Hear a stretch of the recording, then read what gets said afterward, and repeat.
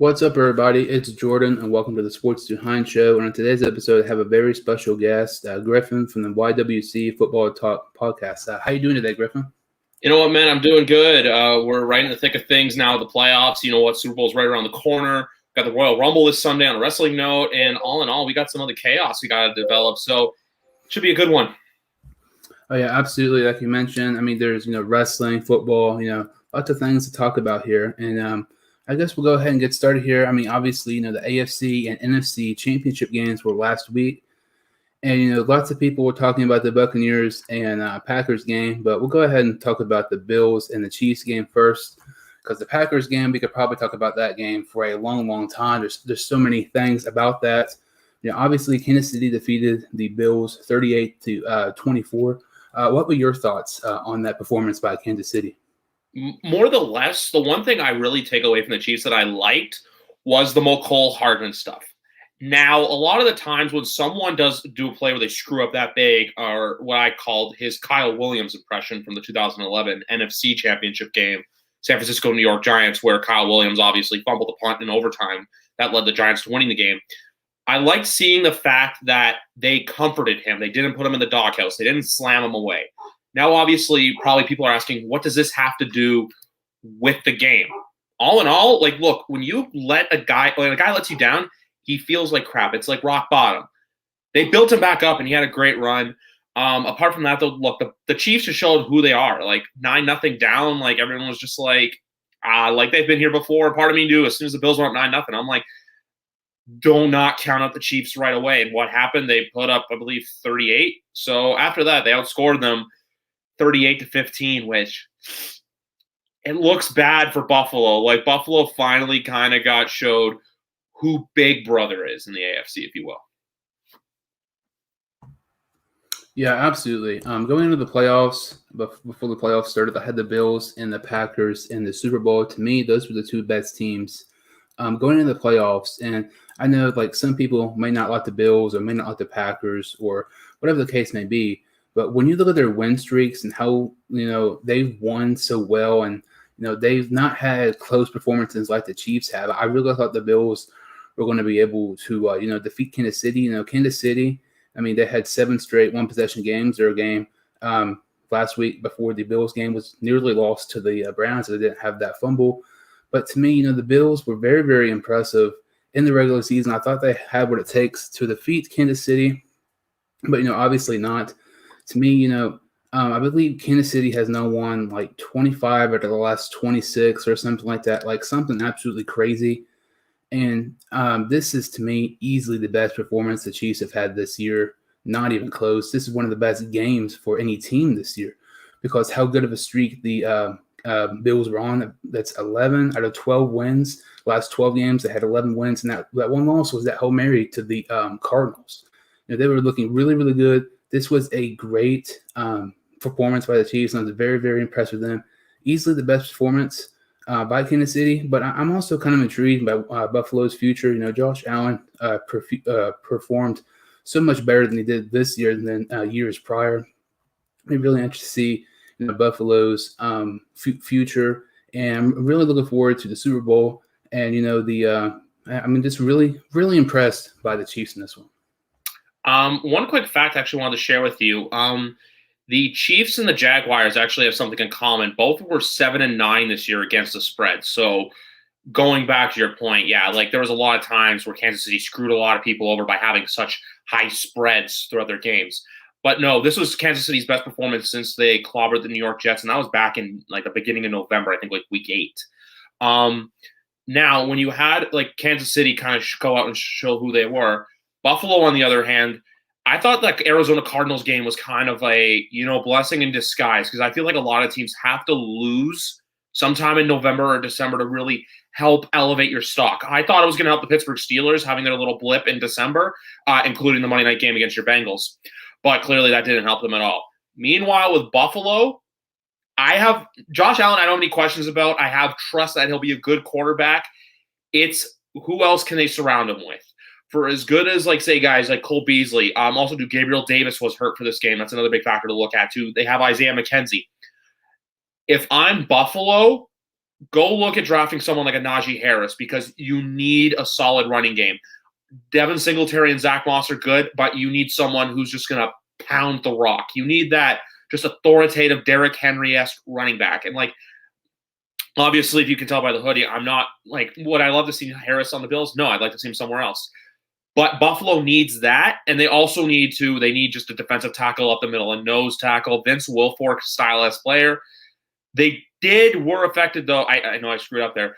But they were affected by the COVID opt-outs because they actually have Star Otalule, who is a solid defensive tackle run stopper, was with Carolina, was with Buffalo. So you really saw the presence of how, Kansas City exploited the fact that, hey, there's no run game, like Buffalo's run defense is weak. And at the same time, too, Buffalo kind of showed that they kind of like a dog with their tail between their legs, where they kind of just like got scared and everything. Meanwhile, when you're in spots like that, you can't get scared. You got to take risks. Buffalo, I remember seeing this Monday Night Football against New England. They were very aggressive the entire game. Part of me just loves to say it that we live rent-free in the head of Bills Mafia. But you can't be that aggressive in a Week 16 regular season game. You know when you can be that aggressive is in the AFC Championship game, and Buffalo simply failed to do that. I agree 100%. Aggressive teams win championship games. You look at, you talked about the Patriots, and obviously I'm a Bengal fan. During Marvin Lewis's time with Cincinnati, we were in the postseason at one time 5 seasons in a row, but we were never an aggressive team. If we were an aggressive team, I think we could have, maybe won a playoff game or two, more than just a wild card performance for us. But I agree with what you said there. And also you mentioned a possible running back. Harris would be a really nice fit for Buffalo. Somebody another running back, Travis Etienne. I mean, Etienne reminds me of kind of a lot of, Christian McCaffrey a little bit. Can catch it in the backfield, and he can still run as well. If you have Etienne, Josh Allen, and Stephon Diggs, who's, a top 10 receiver, and Stephon Diggs helped Josh Allen this year more than people, thought he was going to have do. Diggs, he was amazing this year, top 3 receiver this year. I'm not saying he's a top 3 in the league, but really helped, Josh Allen's growth. And, you mentioned Harris, and, I think another weapon would really benefit the Bills' offense. And something else, Brian Daboll is staying with Buffalo. Yep. That is a major, major win for the Bills. Obviously, his first season was Josh Allen's rookie year. And he's had a lot to do with Josh Allen's, improvements. He was a project player coming out, and Daboll's really, helped him become a MVP candidate this season. And, it's going to be really interesting with the Bills, especially what they do, in the draft. They have a really bright future. So as we, kind of talk about the AFC championship game, the NFC championship game, that was, wild finish. The Buccaneers defeat the Packers 31-26. I did have the Packers winning this one. What are your thoughts on that performance? You know what? Everyone talks about the Green Bay Packers and what they did wrong. Obviously, there was a whole fiasco with the third and goal situation, 4th and goal, not going for it. The way I look at this game was the second that Scotty Miller touchdown pass happened right before halftime, I'm like, there's no way the Bucs are losing this game. You simply cannot let big plays like that go before halftime and then get the ball. Like, they got the ball back when it was 21-10. And I was like, okay, they're going to get this back, no problem. Then Aaron Jones fumbles, and then it's 28-10, like that. And also, like, everybody's like, oh, yeah, Tom Brady gave them chances, but Green Bay did nothing with those chances. One thing I'll say, too, is I do not think Aaron Rodgers is leaving Green Bay. He simply was acting out of emotion. And, like, I've been there before. When you act on emotion, you're going to say and do stupid things. I'm not saying what he said was stupid. I'm just saying, look, sometimes what you say in the moment doesn't always necessarily mean that it's true. That's why I like a lot of the facts that the difference between like a post-game show, and if you heard him today on Pat McAfee's show, he kind of saying like, hey, I'm not in a rush to get out of Green Bay. The one thing I will say about the team, though, is I think Aaron Jones is gone. I don't think they're going to pay him. They have Jamal Williams. They have A.J. Dillon. But for the love of God, get him a weapon. I'm not going to go out there and saying you need to go pay top dollar and get like an Allen Robinson or a Kenny Golladay. Get him like a Will Fuller. Get him a Curtis Samuel. Emmanuel Sanders comes to mind. a guy that's going to take the load off Adams, because guess whose contract is up next year, and guess who's going to get a massive payday is Davante Adams. And if you don't get anything for him and Green Bay stays stagnant in 21, there's a very good chance I think Davante jumps for a contender. Another area for this team is just the secondary. You got to get depth in the secondary. You got to get another edge rusher off the edge. That's where I think I said to you before, where I think J.J. Watt would fit this team perfectly is if you can get him on the edge, also to a Wisconsin boy. And I feel like Mark Murphy would be willing to take that contract on, or Brian Gutekunst, excuse me. Brian Gutekunst is the GM, Murphy's the CEO. I also think, too, their lack of ownership and how it's more the stockholders and the investors own the team. I think that's something more that hinders their success rather than that can help them. And meanwhile, too, with Tampa, you know what? It wasn't perfect, but I'll say this right now. The defense that they are playing, and even too, I said this, I have some on the YWC Football Talk last week, and someone who was on the show with me said it. Guys like Jason Pierre-Paul needed to step up. And what did he do? He stepped up and had 3 sacks, even with 7 fingers, believe it or not. For also, it's the same thing too. This is this Black Saints game. Drew Brees gave Tom opportunity to cash in, and what did he do? He cashed in. Opposite happened, and Green Bay wasn't able to cash in. And so for that, the GOAT's going to his 10th Super Bowl. You cannot argue me, by the way, who is the GOAT. I hate the comparisons already that Patrick Mahomes is near there or the Chiefs are a dynasty. They still got a long way to go. You mentioned Aaron Jones, maybe not re-signing with the Packers. And, I really like the idea of J.J. Watt going there. I know you mentioned that on the previous episode you were on here. And if you, trade for J.J. Watt, the money you don't sign for Aaron Jones, you would use that money for, trading for J.J. Watt. You mentioned the receiver. They desperately need a receiver. You have Davante Adams, and you mentioned some nice ones. To me, I think one of the players that first comes to mind is AJ Green. He's not what he used to be, but to me, AJ Green, the top 2 teams in my opinion, and especially because Marvin Lewis is not a head coach. I kind of thought wherever Marvin Lewis could have went to a head coach job, I think AJ Green probably would have went there. But to me, I think the top 2 teams AJ Green will go to are the Packers and the Patriots. And I thought that last year, especially if I thought the Bengals were going to trade for him, trade away him. Obviously, they didn't. But, I think Green would be a possible candidate to go to Green Bay. And, lots of people, people blame this game on the refs. People blame this game, Brady, he played really, really well. People blame this game on the Packers secondary. This game, some people even blame this on Aaron Rodgers. He was unable to capitalize all Brady's, interceptions. This game was 100% on Packers head coach Matt LaFleur. Aaron Jones was rushing the ball really, really well. They had a balanced attack up until he got injured. And Aaron Jones was running it up to the point they were in the red zone. They have the best red zone offense in NFL history. Literally. It's insane. And instead of continuing to run the ball down Tampa Bay's throat on, defense, you run with Aaron Jones. You don't do that. Instead, you pass to Davante Adams 3 straight plays, and you settle for a field goal. To me, that's just absolutely ridiculous. Obviously, Tampa Bay's defense knows you're going to be targeting Davante Adams if you're going to be in the red zone. And, the Green Bay, they do that anyway, and they settle for a field goal, which to me, you talked about taking chances. I maybe would have went for it in that situation.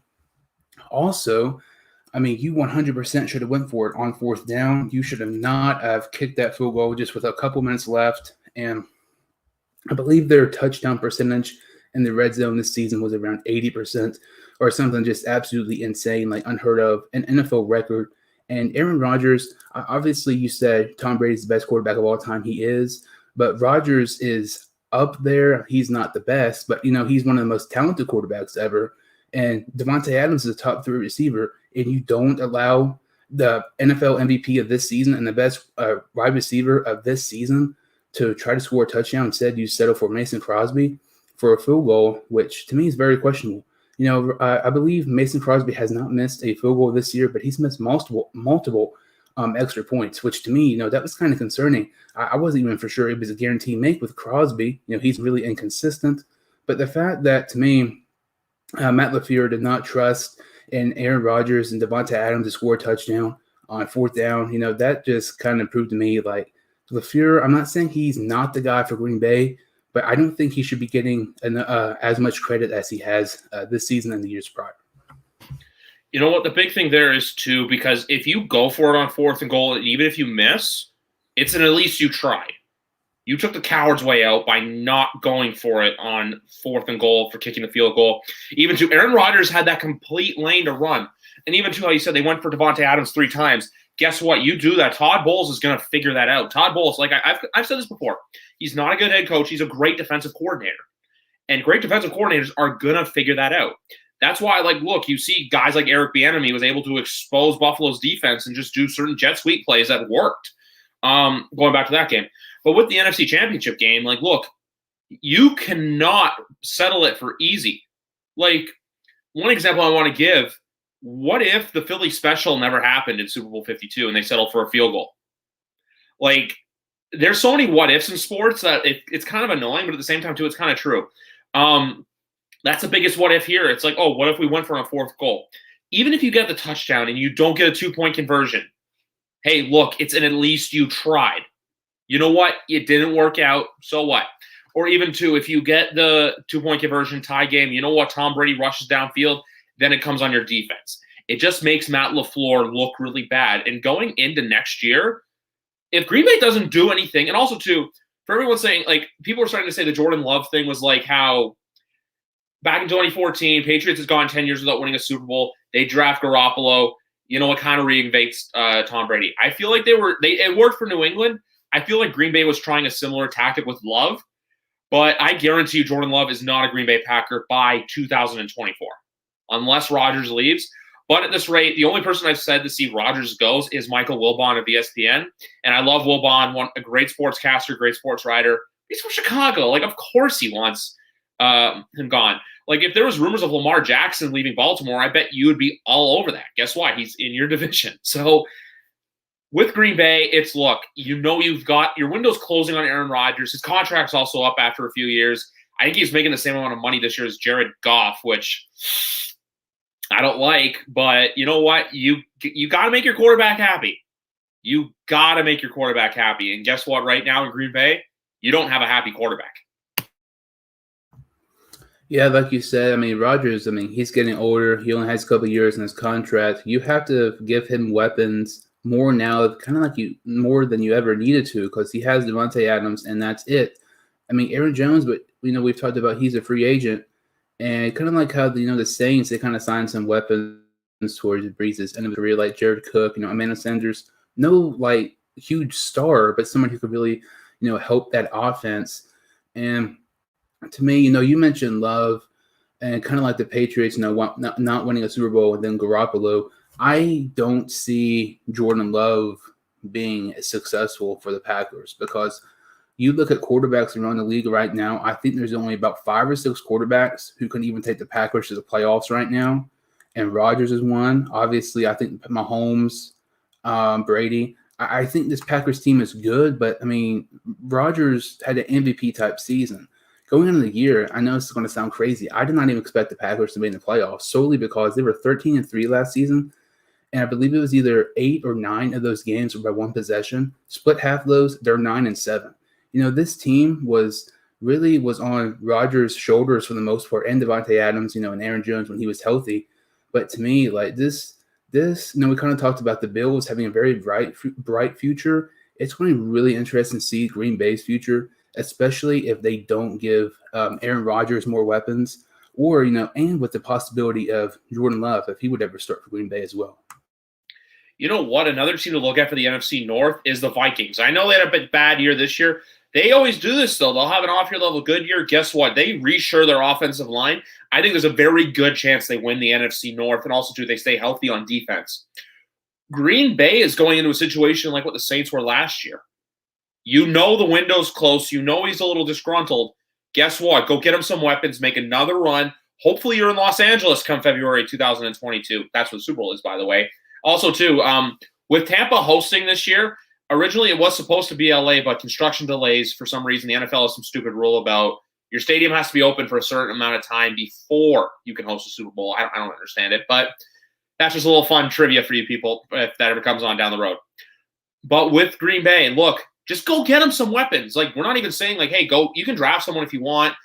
Chris Olave coming out of school would have been perfect, but he decided to go back.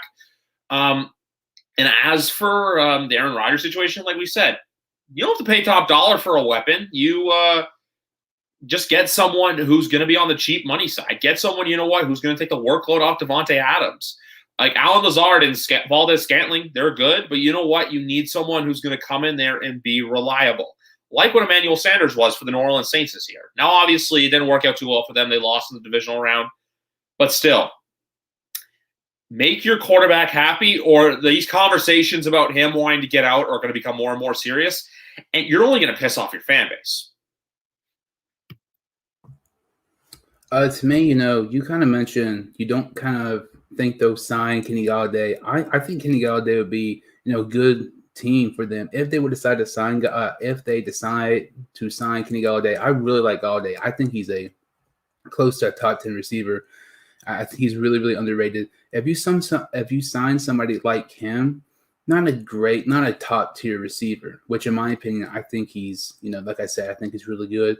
And AJ Green will not get a lot of money. I think, to me, AJ Green at the absolute max will get $6 million.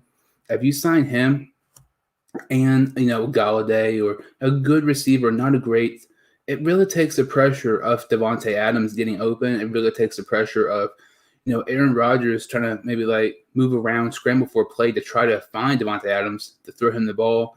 It's going to be really interesting to see what the Packers do, in their future. The future, is going to be very, very interesting. And, one more thing about this game, the Buccaneers winning. Obviously, you're a Patriots fan, and, you're a big fan of Brady. And, win or lose, this does not matter if they win or lose at all. This is his 10th Super Bowl. If he wins, he already has as many Super Bowl wins as Aaron Rodgers and Drew Brees in their whole career in the NFC. This is Tom Brady's first season in the NFC, and he could already have as many Super Bowl wins as Aaron Rodgers has, which is 1, and Drew Brees had, which is 1. And those are the top 2 quarterbacks right now somebody would compare to Tom Brady as the best quarterback of all time. Brady would already have half as many Super Bowl wins if he would win this year, just in his first year in the NFC, as Peyton Manning does his whole career. You may not like Brady. I mean, I know you do. Honestly, I don't like Brady at all. But regardless if they win or lose, you cannot debate this. Like, it's clearly impossible. Some people will say, oh, Peyton Manning's really good. Okay, if Tom Brady wins the Super Bowl, he has more Super Bowl wins than every single freaking NFL team. Like, it's not debatable at all. You have Aaron Rodgers, like I said, with 1, Drew Brees with 1, Manning with 2, Favre with 1. Joe Montana has a couple, but, he had Jerry Rice for the majority of his career. And Brady's doing this with a whole new team, a whole new team, whole new head coach, new offense coordinator, completely different weapons than he's had in years past with Chris Godwin, Mike Evans, and we had Gronkowski, but Rob Gronkowski was a freaking 24/7 champion last year in WWE. He's not what he used to be by any means. To me, I just really think regardless if Tampa Bay wins the Super Bowl or not, Tom Brady right now is the greatest quarterback of all time, and it's not even debatable at all. For anyone who tries to debate it, or for anyone who tries to question it, I say stop. Like, there's people obviously who hate him because of everything with the Patriots and being associated with them. Look, the man potentially is going to have 7 Super Bowls. He's been in double-digit Super Bowls, even to Terry Bradshaw only won 4. Joe Montana only won 4. Dan Marino won 0. There's many quarterbacks out there who never got to one. Hell, Phillip Rivers never got to a Super Bowl. It's just remarkable what he's done. And for anyone thinking, oh yeah, if he wins, is he done? No, he's coming back next year. He's going to want to run it back. He's just every year trying to get better and better. Like, look, obviously he's down in Florida right now. It's ideally for me not the best situations. Like I said, I'd rather have him on my team. But with that being said, look, there was a point where this guy was 7-5 and everyone was doubting him. Guess what? They had their bye week at the right time. They turned the Jets on. But even going into the playoffs, it was, you beat Atlanta twice, you beat Detroit, and you beat Minnesota. And then you had Washington, which was like, okay, cool. But then they go into the Superdome, and then they stun the Saints. And then you go into Lambeau Field. If he beats Breeze, Rodgers, and Mahomes to get to a Super Bowl, even as a Patriots fan, this is the greatest run to a Super Bowl you'll ever see. Talk about a gauntlet. That is the ultimate quarterback gauntlet right there. Those are three. Well, that's too early to speak on Mahomes, even though he's great, but I'm pretty sure he'll be a first-ballot Hall of Famer. That's 3 first-ballot Hall of Famers you have to get through. And like I said, I know he's in his 3rd year, but look, he keeps on his current trajectory and he stays healthy. Mahomes is going to be in Canton first ballot. And even like you said, whole new C system, whole new scheme. Everyone was questioning it because it's, look, here are the Saints. Like, look, the Saints are $100 million over the cap. Drew Brees is probably retiring.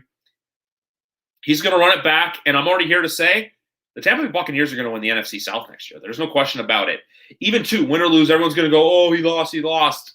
I'm just like, just stop it. But the only other thing that I say that kind of bothers me with this is how everyone's slowly now starting to appreciate his greatness now that he's not on New England. I know this sounds homer, but I've seen it where people are starting to appreciate him more because he's not a Patriot. It's just like, where were your appreciation when he had 28-3 come back?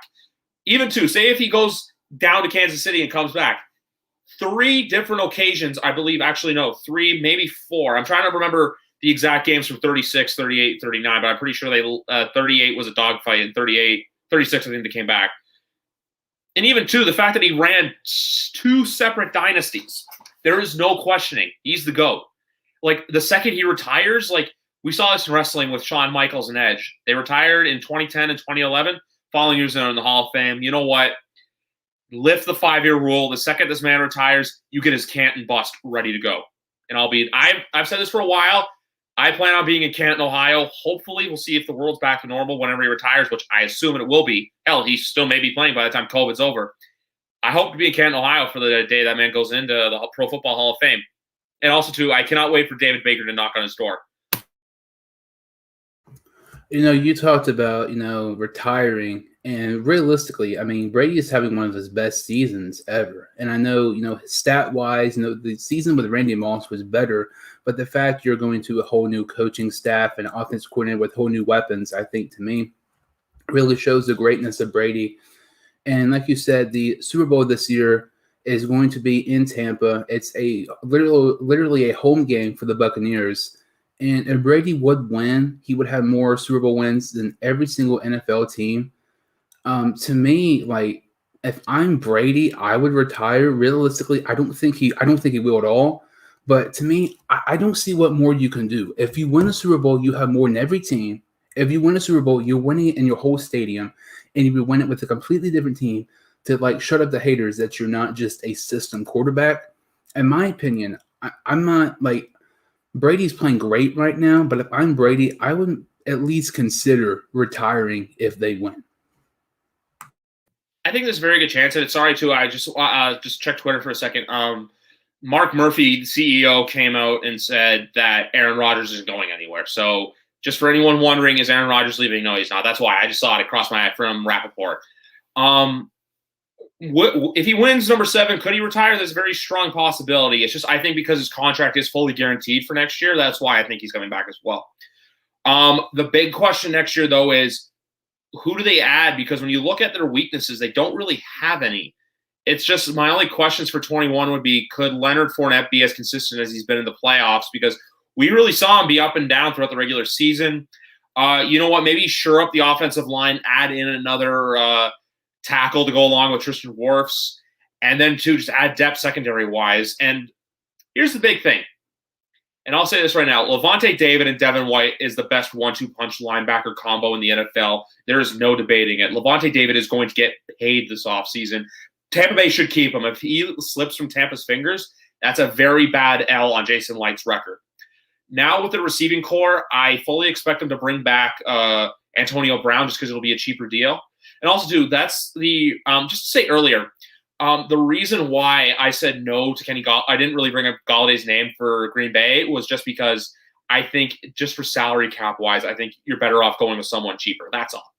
But I do think Chris Godwin is gone from the Buccaneers this offseason. I think he's going to go somewhere and get his ticket, if you will. He's going to go secure his bag.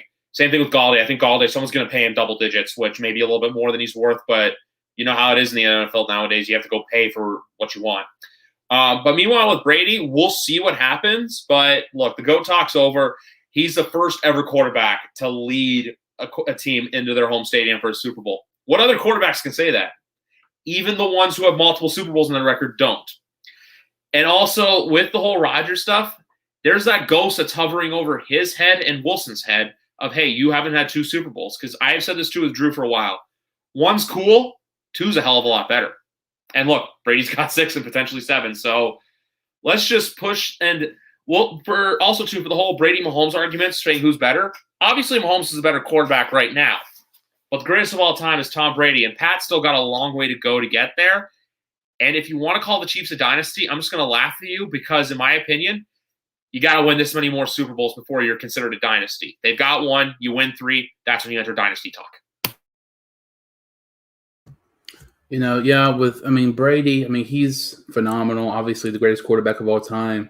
And, kind of switching gears here. Obviously, you're a Patriots fan. You have your sweatshirt on. Huge Brady fan.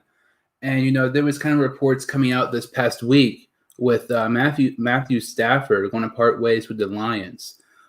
Is there any teams kind of, where you think, Stafford could maybe end up, possibly New England or a team like that?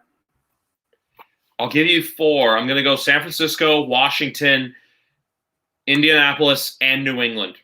I believe firmly, because you said this before, that Washington is a quarterback away from potentially being a dog in the NFC.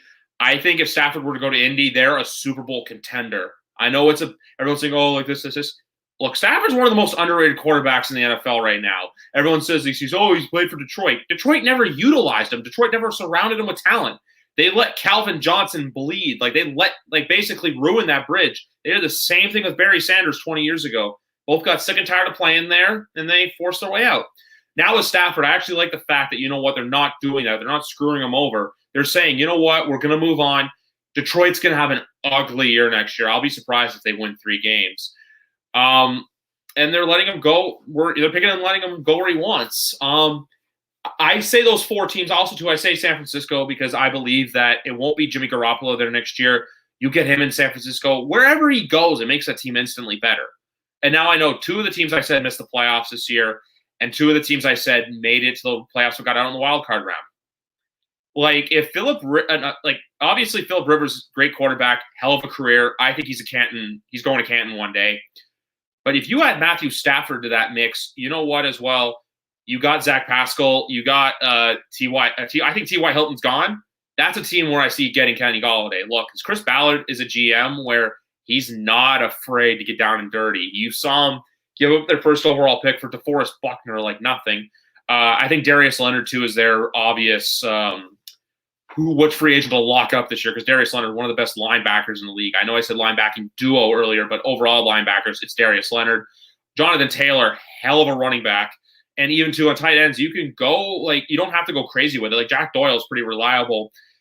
And also, too, receiving, they got Michael Pittman Jr., who's really come on. So you add in another great wide receiver to that room. Allen Robinson's another player I like. The Colts are a dark horse Super Bowl team. Meanwhile, with New England, you know what? I think he can flourish with the Belichick system. People are questioning it, though, because of the Matt Patricia going there. But I think because Patricia's not a defensive coordinator, he's just an assistant, I don't think it'll hinder things too much. And like I said for Washington, look, you added another receiver to that room. Boom, that's the best team in the NFC East. Why? Because I hate the Cowboys, because I could care less about the Giants, even though I do think the Giants are a year away from entering the playoff conversation. I think they're the team that's on the outside looking in next year. And then Philadelphia, we all know what that situation is for 2021.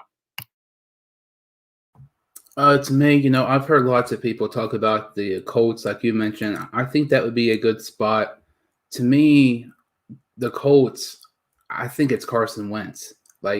Frank Wright, was offensive coordinator with the Eagles. I know Wentz's contract is more than Stafford, but I think Wentz could really be a nice addition to the Colts. But I do think Stafford would make more sense because the Colts, I believe, have one of the highest cap room in the NFL. You could sign Galladay. Galladay and Marvin Jones are both free agents. They're going to add some familiar weapons.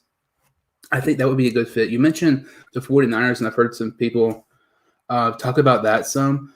I don't think that would be really a good fit at all because Garoppolo, he has a stupid contract. He's played if he would have missed one more. The 49ers can get out of that contract this year with no money owed to Jimmy. I honestly did not know that, but I think it would be really smart if the 49ers would get rid of him. If he missed one more game the last 3 seasons, he would have literally missed half his games the last 3 years. He's very, inconsistent. He's injury prone. To me, when I think of trades with the 49ers with a quarterback, I think they trade up and take Zach Wilson, the quarterback of BYU. John Lynch is a huge fan of Zach Wilson. But it'll be interesting with the 49ers. Like I said, even the Patriots, realistically, I think the Colts would probably make the most sense. But I would really like to see Stafford with Belichick. You mentioned Stafford being one of the most underrated quarterbacks, in the league right now. I think you can make a case he's one of the most underrated quarterbacks of all time. I know that sounds crazy, but when you think of worst franchises of all time, the Bengals and Lions. To me, those are the top 2 teams easy. And, Megatron retired because he was tired of it, like you said, and Barry Sanders retired years ago because he was tired of, Detroit.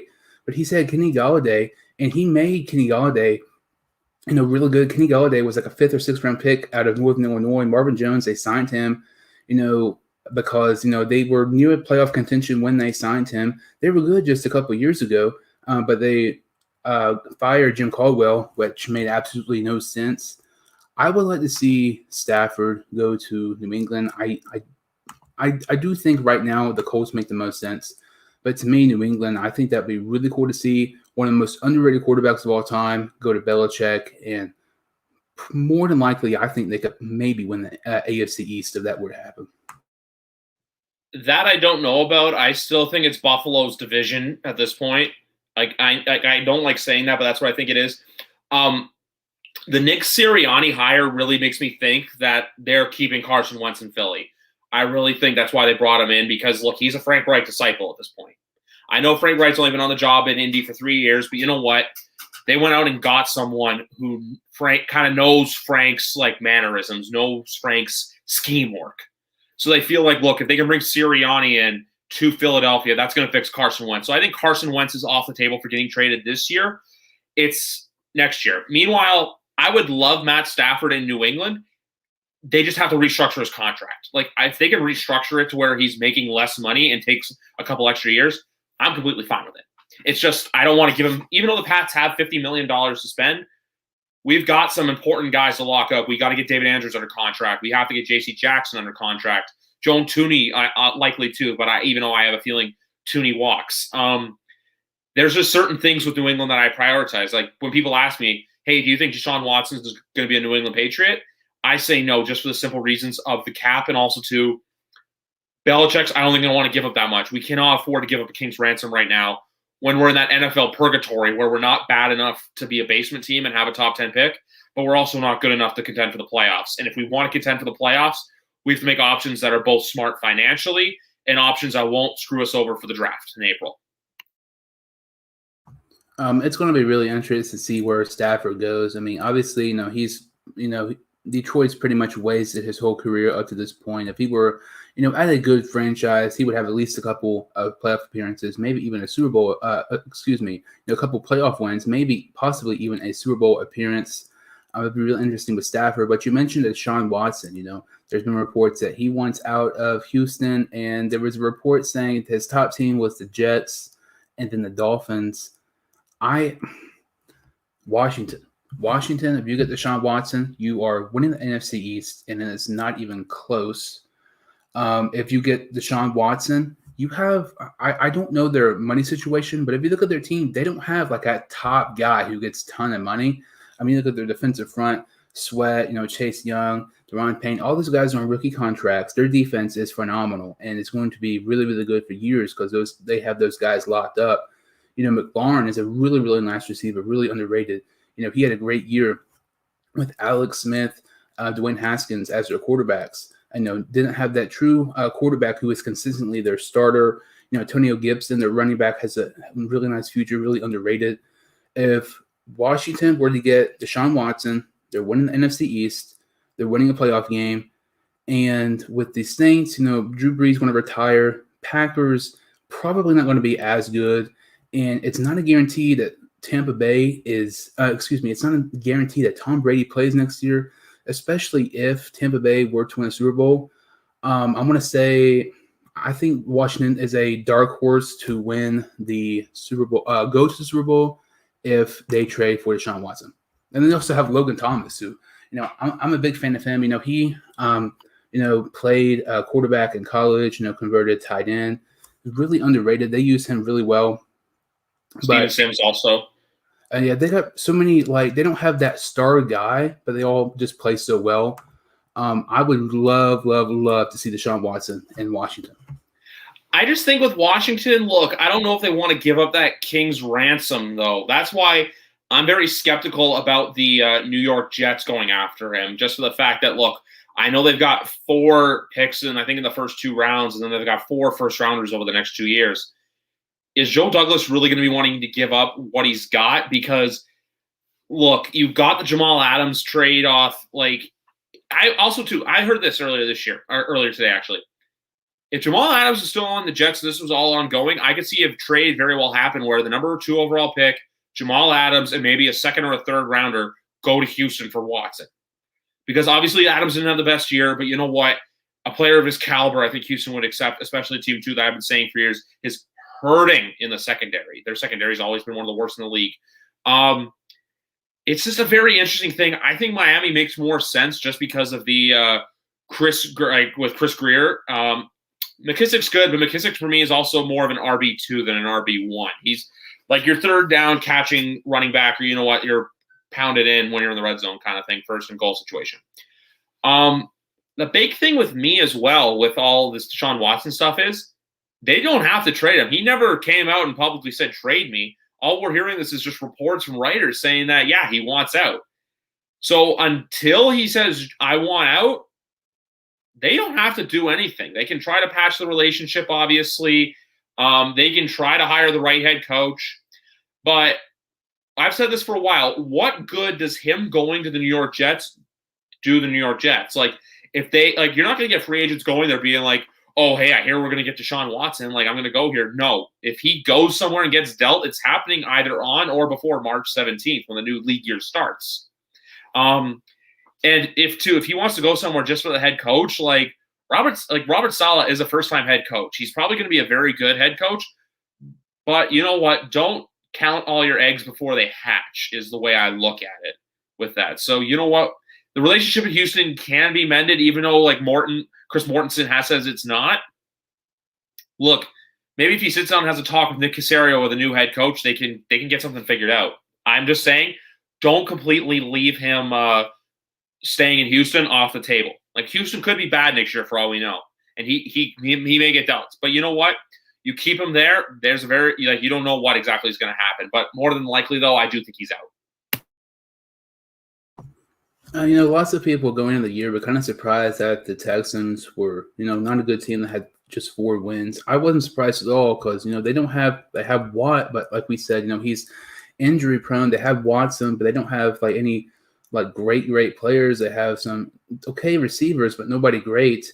And you kind of mentioned Jamal Adams. If he was still with the Jets, talking about, maybe the trade to Houston, maybe 3 first-round picks. And if Washington would trade for Deshaun Watson, they're going to have to, more than likely trade one of the defensive linemen because if you're the Texans, if you trade Deshaun Watson, you're probably going to trade away J.J. Watt. So why not get somebody for his replacement, like a Montez Sweat, somebody like that, to, kind of be a replacement for J.J. Watt, and you would get a couple of first-round picks for Deshaun Watson. To me, I think Washington kind of makes the most sense. I really don't see anybody else making a whole lot of sense. I know I've heard some people say, well, the Colts is not happening. That's just so stupid to even say that because, they're in the same division. You don't trade with divisional teams. That does not happen. And that would not benefit the Houston Texans at all. But, Deshaun Watson is going to be really interesting to see, where he goes. There's so many different possibilities with quarterbacks playing next season. Watson, Stafford, Cam Newton. There's so many other, quarterbacks who you don't know where they're going to start. And, this weekend, I'm going to shift gears to wrestling. The Royal Rumble this week is this Sunday. And honestly, I've not really watched WWE much recently. I'm probably going to get the network just to watch the Royal Rumble. This would be like the first pay-per-view I've watched in probably 2 years, and that was a Royal Rumble. I'm really looking forward to it, even though I don't really pay much attention to it like I used to. So one match is Kevin Owens and Reigns in the last man standing match. Is there any chance that you think Reigns would drop his title? Knowing WWE, it very well could happen. Like, look, WWE logic is a thing for a reason because WWE logic makes absolutely no sense. But that being said, look, heel Roman's one of the hottest things they got going right now. I'm someone who hasn't really watched much. I haven't watched much Raw or SmackDown. I do watch the pay-per-views, but I do know what's going on with the product. That being said, look, you got something going with Roman being heel. Keep it that way. If you make Roman drop the title, it's just inexcusable.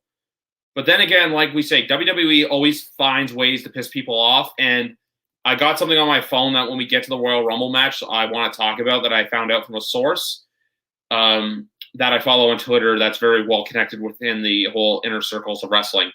But yeah, as for Roman Owens, it's going to be a good match because whenever these two link up, it's always a good match. But there's no chance. No way Roman's losing. Absolutely no way. Yeah, I agree 100%. You look at top people in wrestling right now. Heel Roman Reigns should have happened years ago. The top people to me, like you think of wrestlers, Roman Reigns being a heel, Sasha Banks, but, I really don't really pay much attention to women's wrestling much. And then you look at Kenny Omega and AEW, he's doing like wrestling and tons of different promotions. But, WWE's kind of pushed Roman Reigns for years, but as a face. Them finally having a heel, I don't think he should lose his title anytime soon because he's the hottest thing in wrestling, like you said. But I do think it'll be a really nice match. To me, Kevin Owens is one of the most underrated wrestlers in the WWE today. I mean, you look at his size, and he's still able to do some of the moves that he does. He's very, very underrated. I think it'll be a really, really nice match. But I do think Reigns will keep the title. And then the other championship match is Drew McIntyre against Goldberg, which should not be happening. I don't understand this at all. Like you said, WWE logic, it's so stupid. I don't think there's any chance McIntyre beats Goldberg because I think they're setting this up for a big WrestleMania match. Possibly, with somebody. We'll talk about the Royal Rumble match itself in a few minutes, but I think they're setting this up for a big WrestleMania match. I think Goldberg's going to win. And I think it was maybe around last August, Goldberg said that he has 2 more matches with WWE. He has 2 this year. He had 2 last year, 2 this year. So if he were to wrestle this match, win the championship, he would have a championship match on WrestleMania, and then he would lose it and then be done. Realistically, I think that's going to happen. I think there's zero chance I think McIntyre would pull this victory over Goldberg. I think McIntyre wins, but it gets more into what I think may happen in the Rumble, which I hope to God it doesn't. For all the stuff that WWE does, where I'm like, you guys have to stop relying so much on part-timers to get the job done. Like, rely on what you've got. Like, you don't have to go far from your system to get good talent. The fact that they think that, hey, you need Goldberg to sell says a lot about what the quality of the product is. Yeah, they got another $1 billion yesterday because of Peacock, but that's another thing for another day. Obviously, for those of you who don't know, WWE Network, as of I believe March 18th, is only available on the Peacock app, which is associated with NBC. But more later on with that. But with this match, I'm going McIntyre. But honestly, if Goldberg wins, you're going to have a lot of sour fans, and you're going to leave a sour taste in everyone's mouth. Even though there's no fans at the show, obviously the Thunderdome's still going on, and there probably won't be fans until WrestleMania in April. You're going to leave your fans pissed off. And guess what? This is supposed to be the kickoff to your biggest part of your year. Starting on a good note, don't make people mad. But you know what? I do not hold it against WWE to have Goldberg go over. But at the same time, too, part of me just hopes that they do the right thing and allow McIntyre to retain the title. I'll be really surprised if this match is more than 5 minutes. McIntyre's not really, really been, at the Thunderdome because, he had the coronavirus and everything. Goldberg matches tend to, they're really, really short. Since his, comeback from WWE a couple years ago with Lesnar at Survivor Series, I think he's maybe had one match over 5 minutes, and I'm not even sure if he had one. But, he just spear, jackhammer, that's pretty much it. I think this will be, a typical Goldberg match, just absolutely horrible. But you kind of talked about part-timers and, older guys in wrestling. To me, like WWE can rely on a couple part-timers, but a couple only. Like you can't rely on Goldberg because nobody wants to see Goldberg, in a championship match at WrestleMania, which, happened last year. But you can rely on Cena. And even though some people may not agree with Lesnar winning the majority of the time, I think people, you can rely on Brock Lesnar for the most part. Also, you kind of mentioned Edge, comparing with Brady retiring. Edge was on Raw yesterday. I didn't watch it, but, he announced his entry for the Royal Rumble. To me, I think that was really stupid. Why not just have him, come in the Royal Rumble and everybody be surprised again? I thought that could have been, really perfect. Not as perfect as it was last year, but a really good spot by WWE having Edge as another surprise entrant for the second straight year. But with the we'll go to the women's Royal Rumble match first before we go to the men's. To me, I kind of think this will be Alexa Bliss. They're making Alexa Bliss, Randy Orton, and The Fiend really, really intriguing. I really was not a fan of The Fiend until this until the Randy Orton feud started. Alexa Bliss is the most intriguing women's wrestler probably in the world right now because, her and The Fiend and Randy Orton RKOing her yesterday. Really, really interesting. I think she'll win the Royal Rumble and probably win a title at WrestleMania. And then, The Fiend will come back and he'll have a title at some point and they'll have titles together at the same time, making both those, The Fiend and Alexa Bliss, look really strong while both of them having titles. I personally don't. I don't think that's going to happen. Also, before I get into the women's match, I was actually at that Survivor Series when Goldberg defeated Lesnar. That was in Toronto, and then also too, I was at the first ever Fiend match against I was about to say Bray Wyatt and really screw myself against Finn Balor. With the women's Royal Rumble, I'm going to give you two picks. I'm going to give you the who I want to see win, and then the who I think is going to win. The who I want to see win is Bianca Belair. There's a lot of star potential in her. She's got the charisma. She's the kind of wrestler she could be heel or face. She has obviously she has her hair. It's interesting to me, but you know what? She's got the athleticism. She's got the talent. I'll also say this too. Her husband Montez Ford is the most charismatic person in that company right now. But Bianca Belair is someone. Look, there is a lot of potential in there for her to succeed. It's just a matter of if WWE wants to pull the trigger with her. Now to who I think is going to win, and I think they're going to give it to Bayley to set up a Bayley versus Sasha Banks match at WrestleMania. Bayley is still, and also, never mind, because Asuka won the first one. I was going to say, then you have 3 of the 4 horsewomen have won Royal Rumbles. I think it's just another notch on Bayley's belt, if you will, because she is a Grand Slam champion. Longest reigning, I believe, SmackDown Women's Champion, too. If it weren't for a dumb 5-day Charlotte Flair reign, she would have been champ from basically May of 2019 till October of 2020. But no, I'm going with Bayley to win this match just because, look, I think they want to redo the Sasha Bayley matchup. Another fun fact, when Sasha and Bayley faced off at NXT Brooklyn 1, I was there, and it opened my eyes to women's wrestling as a whole. I always watched it, but that just made me a fan of it. But no, I would love to see Alexa Bliss win. I'm an Alexa Bliss fan myself. I've met her multiple times. One of the nicest wrestlers I've met. But at the end of the day, I think they want to go with Sasha Banks versus Bayley again, and especially too on the grandest stage of them all. I'm going to be honest. Like I said, I don't really watch the WWE much. I don't know much about Bianca Belair, but I've kind of seen highlights. I know they're pushing her a lot, trying to make her into a star. But, Bayley and Sasha Banks, that'd be interesting to see if they, have another feud like that. But, that's super cool. You've been to WrestleManias and Survivor Series. I've been to a couple of house shows. I went to Raw once about 3 or 4 years ago in Columbus. It was one of the Christmas episodes. And that was the episode where Jericho was in the shark cage for the beginning of it when they still had Owens and Jericho. And it's kind of, you kind of mentioned Alexa Bliss. One of the house shows I was at, I was able to meet Kevin Owens, which was really weird to me because, me and my dad go to different events, and it's like, if it's Ziggler or Heath Slater at the time or Natalia, we'll probably meet them because those guys are like really nice and stuff. We didn't think we, meet Kevin Owens because, he always like stays in character. But it's really cool because he was one of the most nicest wrestlers we've ever met. And I mean, he was really, really nice. And that really makes me jealous meeting Alexa Bliss because she's been on my list of people I want to meet. And she's on my all-time list of people I want to interview on here. She's one of the ones at the top. Like, that's pretty freaking awesome that you were able to meet her. Yeah, I met her at WrestleManias 32 through 34 and all the accesses there. And then I met her at a Raw in Buffalo, New York back in 2018 at a Cricket Wireless before that.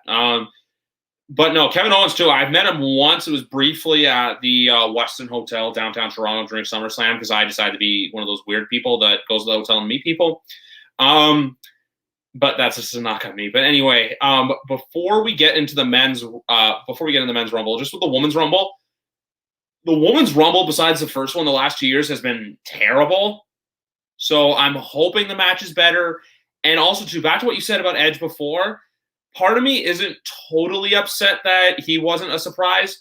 But at the same time, too, I kind of wish he was. But I feel like if he was a surprise, it would still get a great reaction. But like you said, it's nowhere near as good as last year. That's just my 2 cents on it. That, like, look, I'm not like, oh my God, I can't believe they ruined him. I'm more upset that they're going to be ruining number 30 on that WWE backstage show this Saturday night. That's something I think, you know what, if you're leaving that to be someone who's coming back or someone random, leave it for the show. You're taking the fun out of the Royal Rumble. Because when we count down at 30, if you're already pissed off and you think you know who's going to win, you're just going to make your fans more upset. And like I said, I don't hold it past WWE to piss us off. It was a couple years ago. I don't know which year. I think it was 2 years ago because that's kind of when AEW started. And there was lots of talks that Omega was maybe going to go to WWE because his contract with New Japan expired the next day. And I was really hoping that Omega would go to WWE. Now, I'm so glad he didn't. But I believe number 30 that year was either Reigns or Ziggler. Like somebody, like, if you're going to have number 30, have it somebody huge, in my opinion. And what was it? I mean, yeah, I'm just really excited for this. Is there any like surprise people you think could maybe, be in the Royal Rumble? Not surprised. Also, too, I just wanted to look up quickly to see who was number 30 for the in 2019, and it was Nia Jax. It was originally R-Truth, but then she attacked him. So there's that. This year it's going to be tough. You're just going to have a bunch of weird, obscure legends. I feel I think it's harder to get people because of the lack of crowd and because of the just with COVID and everything. I don't know how many people are going to want to come down just for one night only. I think you're going to see stupid stuff like Jeff Jarrett and the Hurricane. If we got a random legend that we hadn't seen before, cool. But I don't know a whole lot of surprises. Like, I'm trying to think of people off the top of my head. Maybe someone from Undisputed Era besides Adam Cole. Maybe, like a Walter. Then again, no, never mind. With the UK thing, I think that's even that too. Like, you can't get someone who's from out of country. That's why, for as much as people like, I could say Brock Lesnar, but I totally don't know because Brock does live up in Canada. He's in Saskatchewan in like the middle of nowhere. I don't know if they're going to be able to bring him down for the Rumble or even WrestleMania at this point. I feel like he'll be there. But if I had to go with someone, I'm just going to say Brock Lesnar because Vince loves him. That's why. And another thing, too, is I saw with WrestleMania this year, Undertaker's to be determined. That is one thing I do not want to see happen is Undertaker at WrestleMania. And as for another surprise entrant, you know what? I'm going to come out and say it right now. Or I'm not even going to say it. I'm just going to do a simple hand gesture for who I think another surprise entrant could be.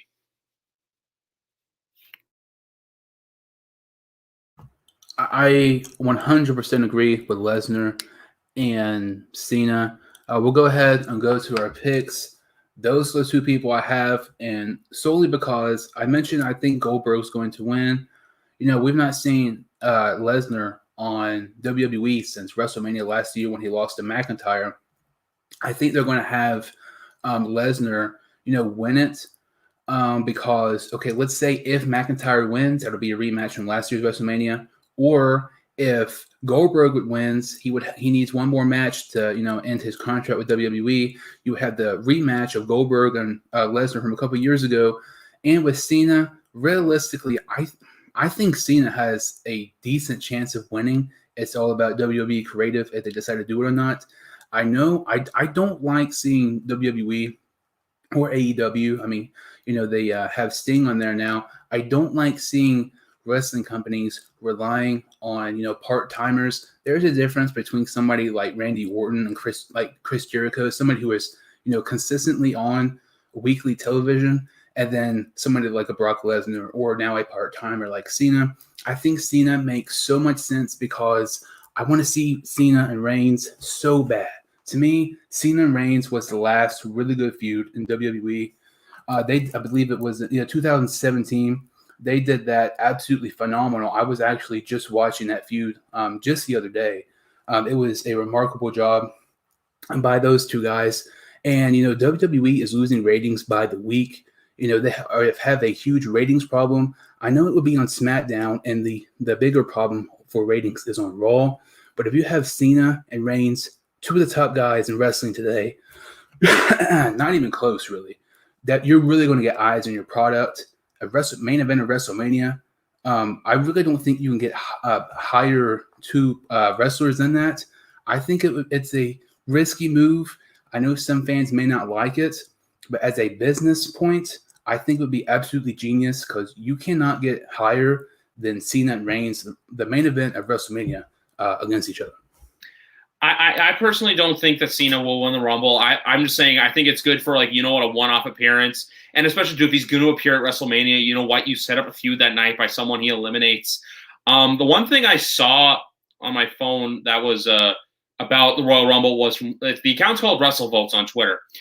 Sorry for the lack of details here, but still noteworthy. In my opinion, had a brief conversation earlier with a source regarding the men's Royal Rumble match. They said, quote, "There's a finish that scares the death out of me and it's legitimately getting heavy consideration. Yikes." That's where I think someone like, if Goldberg loses, that he re-enters the Rumble and they do Goldberg versus Reigns. That was supposed to be at Mania 36 wins, or Brock Lesnar wins. If they give Goldberg just that, that notch on his belt to win a Rumble, it makes no sense. You're literally going to have him out there because a lot of times the Rumbles now too, guys don't go over the top rope. They'll go under the bottom rope. They'll hang out on the outside. I've seen it more in the women's match. But you could do something like that where you could hide them for 20 to 30 minutes. Miz has done it before because Miz is one of the underrated Royal Rumble superstars in years where he's been in there for an hour. He's been to 2, but then he'll last till the top, the last, I think, 8 or 6. But with this match, when I hear stuff like that, you're going to have a locker room full of pissed off people. This match is used to elevate new stars. And out of all their Rumble winners within the last, I think, 5 or 6 years, only Drew and Roman were the first-time winners. And obviously, that's another thing, too. I was at that Royal Rumble when Reigns won in Philly in 2015. Besides that, if you look at their winning history, and also to Shinsuke, never mind. Shinsuke and Seth Rollins. So they have used it before, but they've never used it really to the ability where hey, it's unexpected, they're pushing someone, and they're getting a new star made. That's where you can do it and use it to someone's advantage and build a new star. I don't think that's going to happen Sunday. And personally, I think, and especially too, because there's going to be fans and it's because it's at Raymond James Stadium, I think Brock Lesnar's winning the Royal Rumble, and I'm not happy about it. I'm not. I'm going into Sunday knowing, hey, I'm probably going to get disappointed. And you know what? I won't be shocked if it was, and it'll kind of lighten the burn a little bit. Yeah, I think it'll be Lesnar or Cena, one of those two guys. I'd be surprised if it's not. But, is there, to me, I think there's a couple of dark horses who can maybe win, like Big E. WWE just, splits up the New Day. It makes no sense. If you're going to have Big E on a singles run, let him go on a singles run, but don't, split them up. And somebody else is maybe Daniel Bryan. He kind of says it's probably his last big stint in WWE, more so part-timing because, Brie Bella just had their second kid not too long ago. Kind of be more like spending time with his family. I think those two guys are some underrated people to watch out for to possibly win it. Is there anybody for you that you think could be underrated person to win it? Daniel Bryan is my dark horse to win it. Daniel Bryan's someone I would love to see win it. I would love to see him versus Roman at WrestleMania. I think that's a match that makes perfect sense. Big E, I would like to as well, but he does hold the Intercontinental title right now, and I can't see someone who holds the mid-card singles title winning the match. But besides that, I got to say, because I usually go into every year thinking, hey, someone who could win it and someone who I want to see win it. Last year, we didn't know, and that's why it was so great to see McIntyre win. This year, however, I think it's going to be more predictable, and that's not a good thing. But no, if they swerve us and have Daniel Bryan win it, you're going to make the fans happy. And you know what?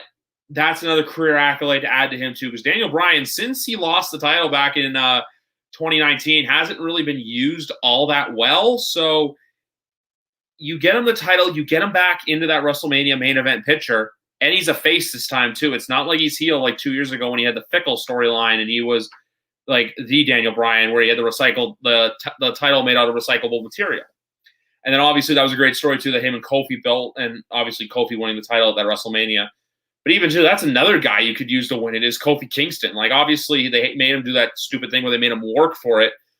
But there's so many mid-card guys that are deserving to win it. It's just Vince will not give them the opportunity. And that's what annoys me about WWE. Like I said, I don't watch WWE like I used to. If I get the network, which I'm kind of hoping I will, this would be the first pay-per-view I would watch in at least 2 years.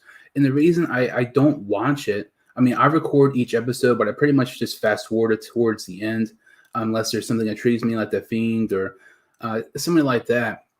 But the reason I don't watch it enough is because it's bland. It's pretty much been the same old stuff for the past several years. I think this, in my opinion, I didn't start watching wrestling until 2014, but to me, 2016 has easily been the best year since 2014. 2017 was good too, but it's just been really bland and predictable. And you're not giving the fans what you want. It's like, well, we're going to have Goldberg fight somebody at WrestleMania. Nobody wants Goldberg to fight at WrestleMania. But we're going to have Lesnar in a championship match. Nobody wants Lesnar. You want to see new talent, or younger talent who can, really start up a big career.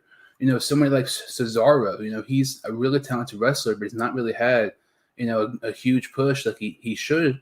And there's some other people too. Just to me, I'm excited for it, but I really figure that WWE is 100% more than likely going to screw this up. I'm always excited. This is the thing with me, though. I've been a fan since 2006. That's, for me, some of the best. Even then, too, if you look at all the Rumble winners that they used, believe it or not, that was Taker's first year in 07 winning. Cena, Orton, Edge even. All those guys were first-time winners. Now, even to say if Brock wins, Brock won in 2003. Brock was winner of that Rumble. That Rumble was kind of meh from what I've heard. I've actually never watched it. I want to try to go back and watch a Rumble from the early 2000s again before this Sunday. It's probably 2001, though, because I've heard nothing but good.